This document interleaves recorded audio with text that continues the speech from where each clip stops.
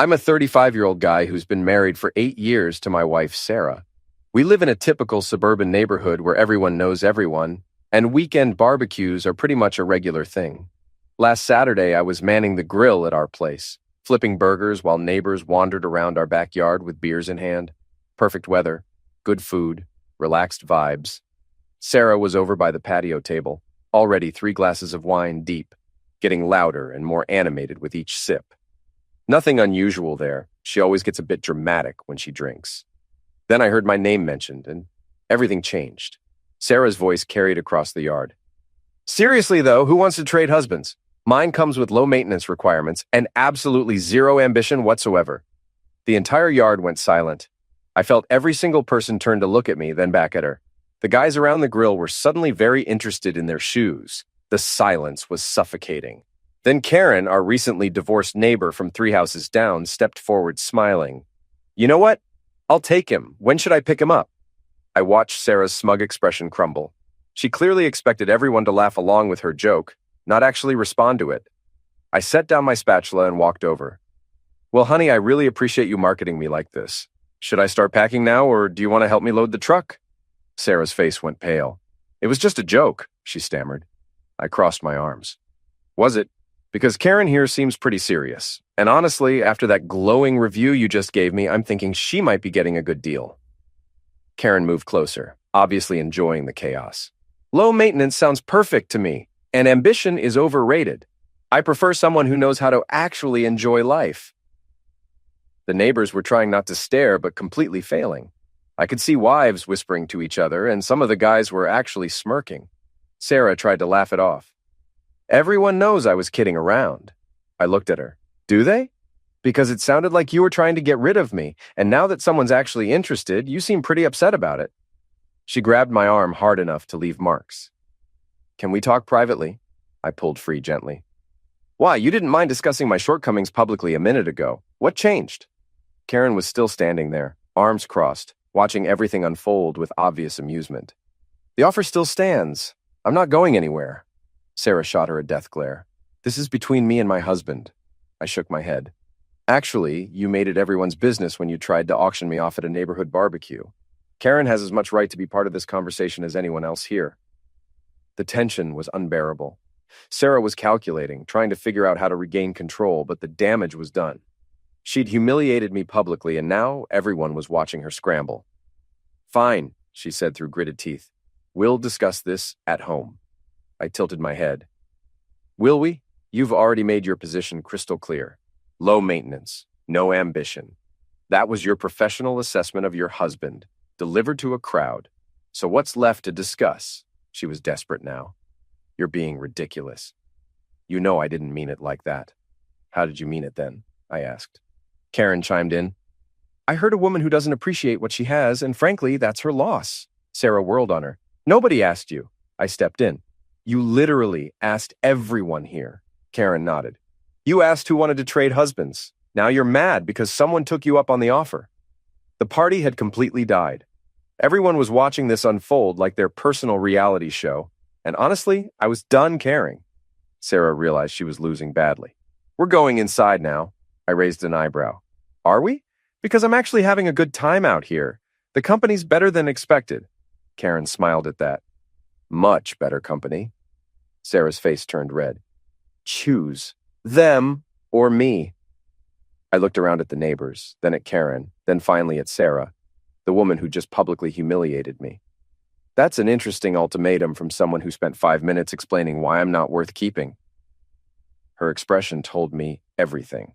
She'd pushed too far, and we both knew it. After the last neighbor left, we cleaned in complete silence. I could feel her eyes burning into me, but I ignored her. The second we got inside, she exploded. What the hell was that? I hung up my keys. That was you learning what happens when you humiliate your husband publicly, she yelled. It was a joke. I turned to face her. Was it funny? Because nobody laughed, except Karen. Her face twisted with rage. Don't bring up that divorced vulture. She was trying to cause problems. I laughed. Problems? She was the only honest person there. You offered to trade me like a used car, and she said she'd take me. What's the problem? She was shaking. The problem is you played along with it. You embarrassed me in front of everyone. I stared at her. I embarrassed you? Let me get this straight. You tell everyone your husband has no ambition and isn't worth keeping, but I embarrassed you. She opened her mouth, but I kept going. You want to know what's really embarrassing? Living with someone who thinks so little of me that she makes jokes about trading me away, watching my wife drink too much and turn me into neighborhood entertainment. I was just being social, she protested weakly. My voice got harder. You were being cruel. The only reason you're upset is because it backfired. You expected me to stand there and take it, right? Laugh along and play the bumbling husband. But someone actually wanted what you were so eager to discard. Now you're panicking. She was pacing. You can't be serious about this. Karen is just desperate for attention. I asked quietly. And what are you? She stopped. What's that supposed to mean? I continued. Maybe look in the mirror before throwing stones. You think Karen's desperate? You're married to someone you apparently have no respect for. What does that make you? Her face went pale. That's different. We're married. We have a life together. I shook my head. Do we? Because we have a house and shared bills. But a real partnership? I'm not seeing it. I grabbed a beer from the fridge. You know what I realized today? I've been making excuses for your behavior for years, telling myself you were stressed or had a bad day, but disrespect has become your normal. I don't know what you're talking about, she said, defensively. I took a long drink. Of course not. You've been disrespecting me so long you think it's marriage. The little comments, the eye rolls, the way you dismiss everything I say. But watching Karen's reaction made me realize something. A woman who actually appreciates a man doesn't try to trade him away at a barbecue. So you're running off with the neighbor? She asked bitterly. I set down my beer. I'm going to stop accepting disrespect from my wife. The days of you treating me like a burden are over. No more jokes about my ambition or worth, especially not publicly. She stepped back. And if I don't agree? I looked her in the eye. Then Karen's offer is still on the table. The color drained completely from her face.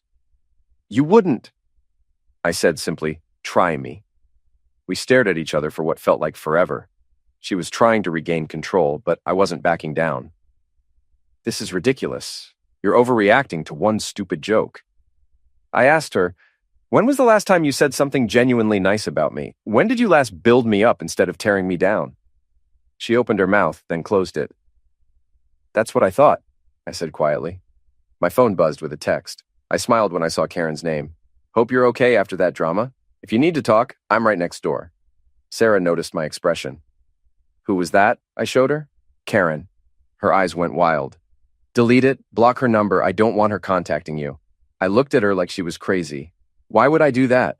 She was frantic. Because I'm your wife. I laughed without humor. The same wife who tried to give me away 2 hours ago? She was getting desperate. That was different. I was just talking. I shrugged. And now Karen's just talking. What's the difference? The difference is she's trying to steal my husband. I actually laughed. Steal? You can't steal something being given away for free. The truth hit her hard. She sat down heavily on the couch, fight draining out of her. This isn't how tonight was supposed to go. I asked, how is it supposed to go? You humiliate me, everyone laughs, we come home and pretend it never happened. She didn't answer, which was answer enough. I headed for the stairs. I'm going to bed. We can continue this tomorrow when you've thought about what you really want. She looked up, panicked. Where are you going? I turned back. Guest room. Good night. As I climbed the stairs, I heard her start crying. For the first time in years, I didn't feel the urge to comfort her. The next morning, I woke to the smell of bacon and eggs. Sarah was at the stove in her best apron, hair perfect, makeup done. The full domestic goddess act. Good morning, honey, she said sweetly. I made your favorite breakfast. I poured coffee and sat down. What's the occasion? She smiled. Can't a wife make breakfast for her husband? I sipped my coffee. This wife can. The question is whether she will without an ulterior motive. Her smile faltered. I thought we could talk about yesterday. Clear the air. I shrugged. The air seems clear to me. She set a plate in front of me. Bacon, eggs, toast, all perfect. Look, maybe I had too much wine. Maybe I said things I didn't mean. Maybe, I agreed. She sat down across from me. Okay, I definitely said things I didn't mean, but that's not who I really am. I took a bite of eggs. Actually, I think that's exactly who you are. Yesterday was just the first time you said it in front of witnesses. Her face flushed. That's not fair. I set down my fork. Isn't it? When was the last time you bragged about me? When did you last tell someone how lucky you were to be married to me? She was quiet. I don't really think about things like that. I nodded. No, you don't. But you definitely think about all the ways I disappoint you, those you have no problem sharing. The doorbell rang. Through the window, I saw Karen on our porch holding a coffee mug. Sarah's body went rigid. Don't answer it. I stood and walked to the door. Morning, Karen. She smiled. Morning. Sorry to bother you, but I ran out of sugar. The store doesn't open for another hour. I stepped back. Of course, come on in. Sarah appeared like a guard dog, still wearing that fake smile. Oh, Karen, how unexpected. Karen walked in. Hope I'm not interrupting anything. I poured her coffee. Not at all. Just having breakfast. Would you like some? Sarah's smile got more strained. Actually, we were having a private conversation. I looked at her. Were we? I thought we were done talking. Karen glanced between us with obvious amusement. Am I missing something? I handed her the coffee. Not really. Sarah was just explaining how yesterday was all a big misunderstanding. Karen waved her hand. Oh, the barbecue thing. There was no misunderstanding on my part. I meant every word. Sarah's mug hit the counter hard. I think there's been enough discussion about yesterday. Karen raised an eyebrow. Has there? Because I've been thinking about it all night, and honestly, the more I think about it, the more I like the idea. Sarah's voice was tight. What idea? Karen smiled. Trading husbands, or in this case, just taking yours off your hands. The silence was deafening. Sarah looked ready to explode, and Karen was clearly enjoying every second. That's not happening, Sarah said finally. Karen asked innocently, Why not? Yesterday you made it sound like he was more trouble than he was worth. Low maintenance and no ambition, I believe. Sarah hissed. That was a joke. Karen tilted her head. Was it funny? I couldn't help but smile. Those were my exact words from yesterday. Karen caught my expression. That's what you asked her, right? And what did she say? I shrugged. She's still working on an answer. Sarah slammed her hand on the counter. Stop talking about me like I'm not here. Sorry, Karen said calmly. We're being rude. Sarah was just explaining she didn't mean what she said. Apparently it was the wine talking. I nodded. In vino veritas. In wine, there is truth. Sarah's face went from red to purple. Are you two ganging up on me now? Karen shook her head. Nobody's ganging up. I'm just saying booze doesn't create thoughts. It removes the filter. Sarah was getting desperate. Fine. Maybe I think you could be more ambitious. Is that a crime? Most wives want their husbands to strive for more. Karen looked genuinely curious. More what? Sarah gestured wildly. More success, money, drive, Karen pressed. And what makes you think he doesn't have those things? Sarah's voice rose. Look around. We're living in a middle-class neighborhood, middle-class house, middle-class everything. Karen frowned. So? Sarah threw her hands up. So we could have more. He could push harder, work longer, make more money. Instead, he's content to just exist.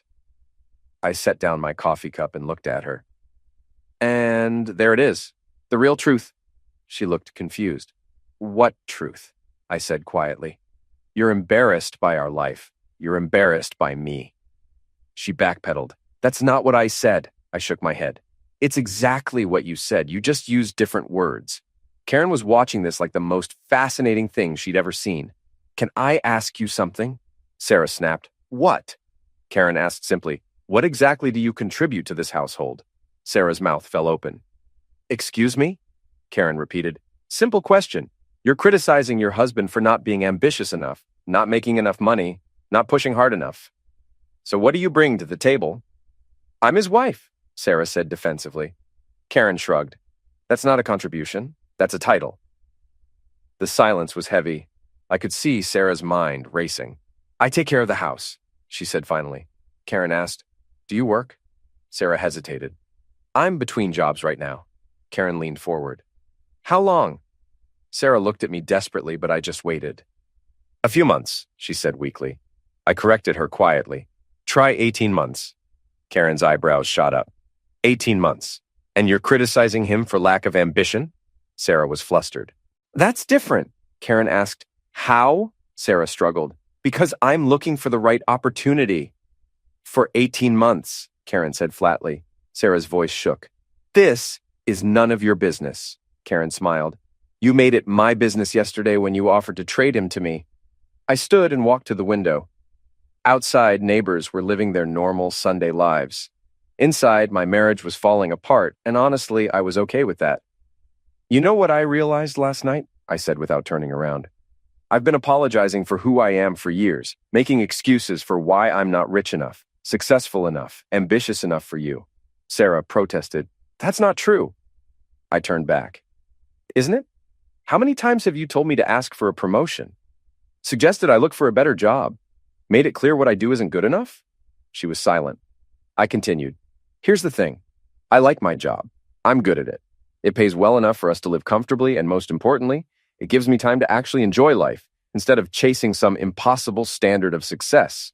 Karen smiled. Sounds perfect to me. Sarah shot her a look. Nobody asked you. I reminded her.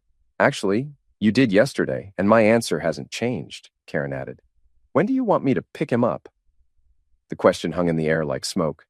Sarah's face cycled through about 6 emotions before settling on rage. Get out, she said to Karen, voice shaking. Get out of my house right now. Karen raised an eyebrow. Your house? Funny, I thought it belonged to both of you. Though given you've been unemployed for 18 months, I'm guessing his name is the only one on the mortgage. I couldn't help but smirk. She was right. The house was in my name only. I'd bought it before we got married and never added her to the deed. That's it, Sarah screamed. I want her out now. I asked calmly, why? She came over to borrow sugar, remember? We haven't given her any yet. Sarah's voice was shrill. Don't play games with me. I shrugged. I'm not. I'm just wondering why you're so upset about a simple conversation. Karen stood and smoothed her dress. Maybe I should go. I can see I'm making someone uncomfortable. I said firmly, You're not making me uncomfortable at all. Stay as long as you like. Sarah whirled on me. Are you out of your mind? I met her eyes. Actually, I think I'm finally thinking clearly for the first time in years. She's trying to steal you from me, Sarah cried. I asked quietly, how can she steal something you don't want? Sarah's voice cracked. I never said I didn't want you. I shook my head. You didn't have to say it. You demonstrated it in front of half the neighborhood. Karen settled back into her chair and took another sip of coffee. This is better than cable. Shut up, Sarah snapped. I frowned. That's no way to talk to a guest. Sarah was losing it. Guest? She's not a guest. She's a homewrecker. I actually laughed. Homewrecker? What home? The one where you spend your days complaining about your husband? The one where you've been unemployed over a year while criticizing my work ethic? That home? Sarah was sputtering, desperate. We can work through this. We can go to counseling. I asked, can we? Because yesterday you made it clear I'm not worth the effort. She grabbed at straws. I was drunk. I nodded. And now you're sober and still trying to tell me what to do and who I can talk to. Karen cleared her throat. If I may interrupt, I have a question. Sarah demanded. What? Karen asked simply. Do you even like your husband? The question was so direct it stopped everyone. Sarah opened her mouth, then closed it. Of course I do. He's my husband. Karen shook her head. That's not what I asked. Do you like him as a person? Enjoy his company? Look forward to seeing him? Laugh at his jokes? Find him interesting? The silence stretched on and on. Sarah looked like she was struggling with what should have been the easiest question in the world. Karen continued gently. See, that's the difference between us. I've had exactly 3 conversations with your husband, and I already know my answers. Yes, yes, yes, and yes. You don't know him like I do, Sarah said weakly. Karen replied, maybe that's the problem. Maybe you know him too well. Maybe you've forgotten to see the good things because you're so focused on what you think is wrong. I stood and walked to the sink, rinsing my cup. You know what? This conversation has run its course. Good, Sarah said quickly. Karen can leave and we can get back to normal. I turned to face her. That's not what I meant. She froze. What did you mean? I said clearly. I meant, I'm done pretending this marriage is working. I'm done accepting criticism from someone who brings nothing to the table, and I'm definitely done being treated like a consolation prize. You can't be serious, she whispered. I met her eyes. Dead serious. Karen finished her coffee and stood. Well, this has been enlightening. Thank you for the coffee. I stopped her. Wait, you came for sugar, remember? She smiled. Oh, right. Though honestly, this conversation has been sweeter than anything I could have baked. I went to the pantry and poured sugar into a container for her. There you go. She took it gratefully. Thank you. You're very kind. Sarah was watching us like we were conducting secret negotiations. What's really going on here? I handed Karen the sugar. Nothing's going on. I'm helping a neighbor. Karen turned to Sarah with genuine curiosity. Can I ask you something else? Sarah's voice was tired. What now? Karen asked. Why do you want to keep a husband you clearly don't respect? Sarah's answer was automatic. Because he's mine. Karen shook her head. That's not a reason. That's possessiveness. Sarah tried again. I love him. Karen's voice was gentle but firm. Do you? Because love usually involves respect, admiration, support. I haven't seen any of those things from you. Sarah was getting frantic. You don't understand our relationship, Karen replied. I understand enough. I understand he works hard to support both of you while you sit home criticizing everything he does. I understand you're so unhappy with your life you take it out on your partner. That's not fair, Sarah protested. I asked, isn't it? When was the last time you said thank you for anything I do? When did you last acknowledge that I work 40 hours a week to pay for this house, the car you drive, the food you eat? Sarah's voice was sharp. I shouldn't have to thank you for doing what you're supposed to do. Karen said quietly, and there it is. You think he owes you everything, and you owe him nothing? The truth of that statement was a physical blow.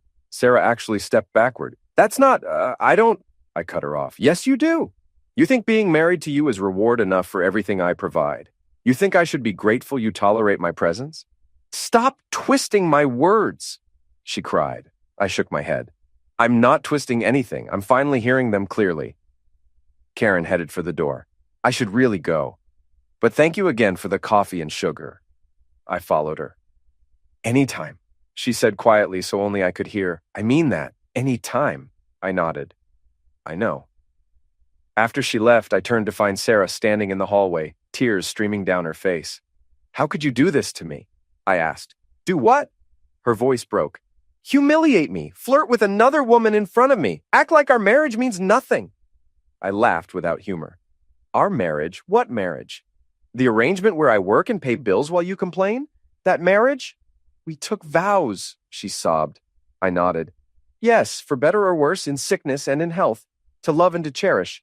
Tell me, which of those vows have you been keeping lately? She had no answer. I grabbed my car keys. I'm going out. Her voice was panicked. Where? I looked at her. Does it matter? According to you, I have no ambition anyway. Maybe I'll drive around aimlessly like the loser you married. Don't leave, she begged. We need to talk about this. I opened the door. No, we don't. We've talked enough. Now I need to think. As I walked out, I could hear her crying. For the second time in 2 days, I didn't feel the urge to turn around and comfort her. Some bridges, once burned, can't be rebuilt. I drove around for 2 hours thinking. When I got back, Sarah was waiting in the living room with red eyes and a notebook.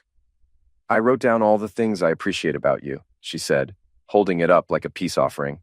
I sat across from her. Let me guess, good provider, faithful husband, reliable. Her face fell. How did you know? I said gently. Because those aren't things you appreciate about me as a person. Those are functions I perform. She looked confused. That's not true. I gestured to the notebook. Read me the list. She looked down. You work hard, pay the bills. You're dependable, never cheat, help around the house. I held up my hand. Stop. Do you hear yourself? Everything on that list is about what I do for you, not who I am. I don't understand the difference, she admitted. I said sadly, I know you don't, and that's the problem. She leaned forward desperately. Tell me what you want me to say. I shook my head.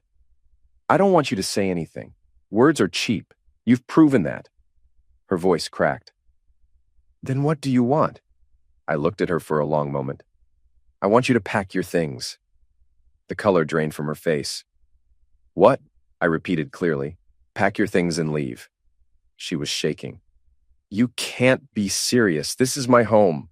I corrected her. No, it's my home. Your name isn't on the deed. And since you don't work, you don't contribute to the mortgage. You can't just throw me out, she cried. I said firmly.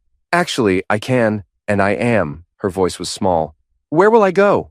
I stood up. That's not my problem anymore. She started crying harder. Please don't do this. I'm sorry. I'll change. I shook my head. No, you won't. You'll be good for a week, maybe 2.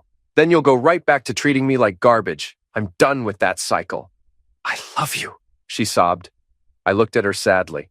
No, you don't. You love what I provide.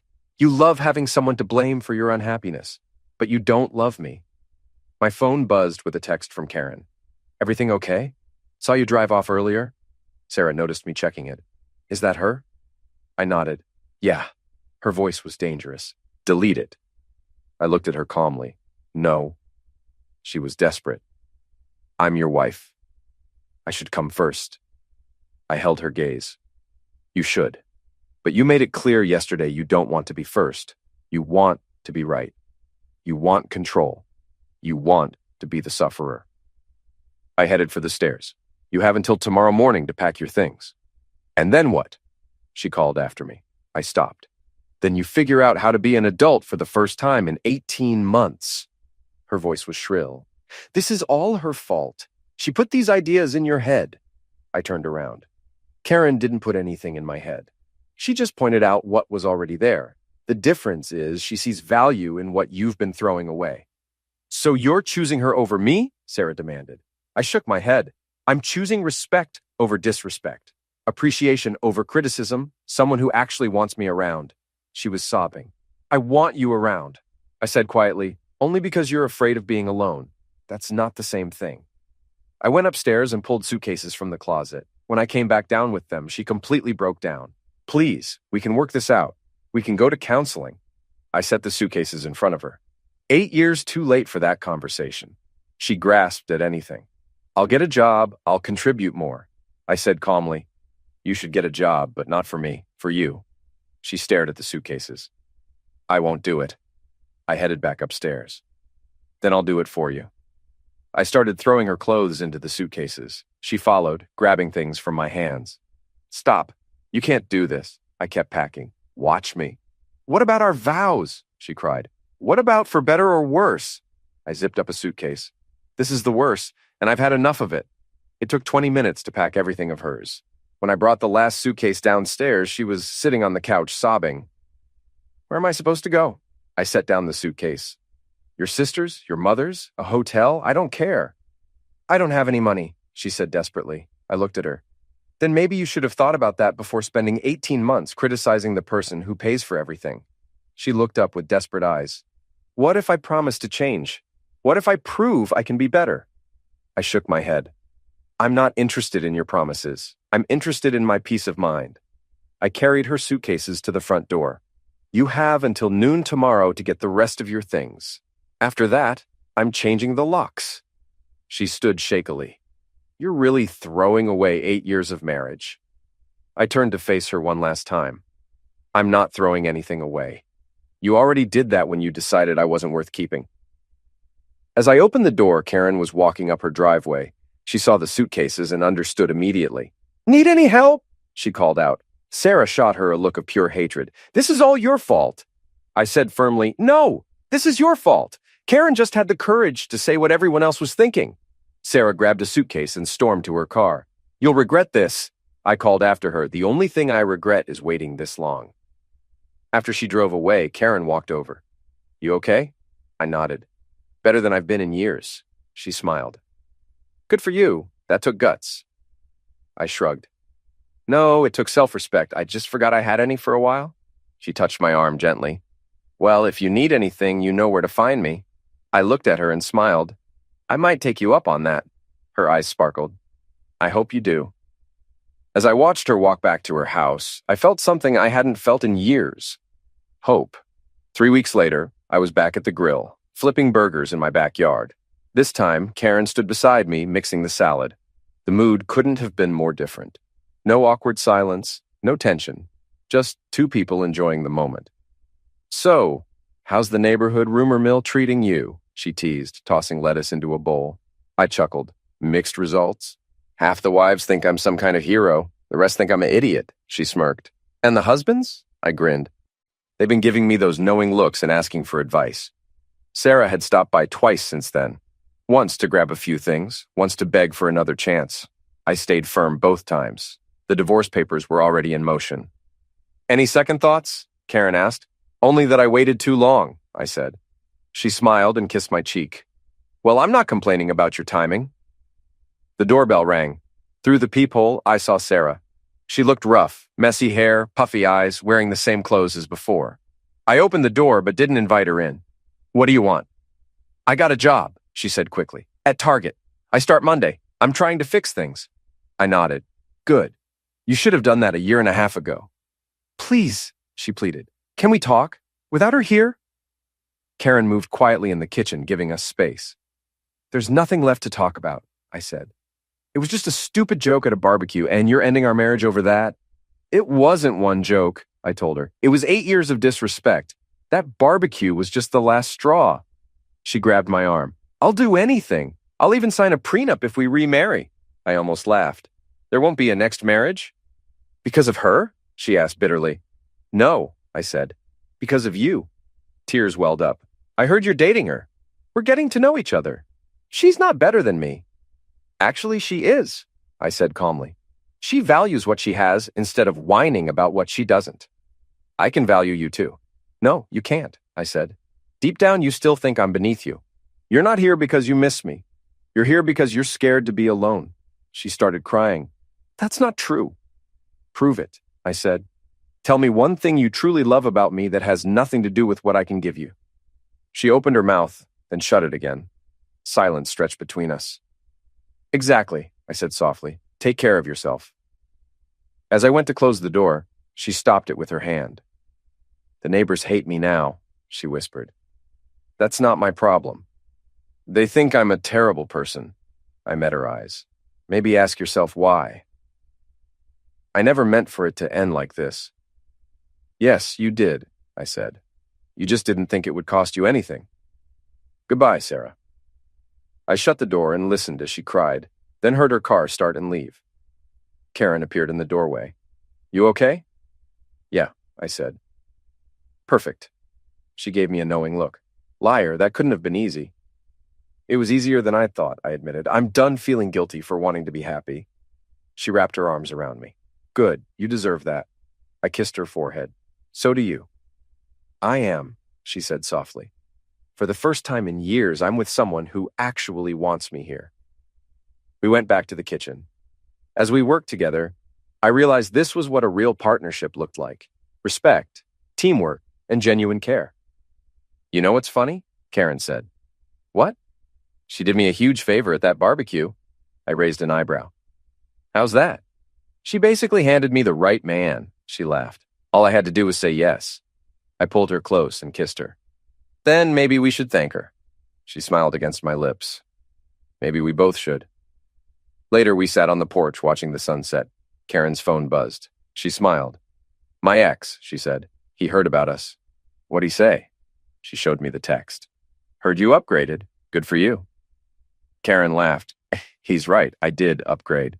From someone who didn't value me to someone who does. I wrapped an arm around her. The feeling's mutual. She rested her head on my shoulder. You know what the best part is? What's that?